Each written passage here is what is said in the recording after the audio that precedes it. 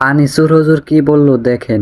ইব্রাহিম আলাইহিস সালাম একদিন আজরাইলকে বলছে, আজরাইল, কোন নাফরমান পাপীর রুহু যে কবজ করো তুমি, তখন তোমার চেহারাটা কিরকম হয়, আকৃতিটা আমার এটা একটু দেখাও। হযরত ইব্রাহিম আলাইহিস সালামকে আজরাইল বলছে, আল্লাহর কসম হে নবী, আপনি সহ্য করতে পারতেন না, আপনি এটা দেখতে চাইেন না। ইব্রাহিম আলাইহিস সালাম বললেন, না, আমার একটু হলেও দেখাও। তো আজরাইল এই বিভৎস আকৃতি, মানে নাফরমানের জান কবজ করার সময় উনার যে চেহারার আকৃতি হয়, এই চেহারাটা ধরে ইব্রাহিম আলাইহিস সালামকে দেখাইলেন। বিশ্বাস করেন, এই কিতাবে আছে, ইমাম কুরতুবীর কিতাব। ইব্রাহিম আলাইহিস সালাম একটা চিৎকার মাইরা বেহুশ হয়ে গেছে।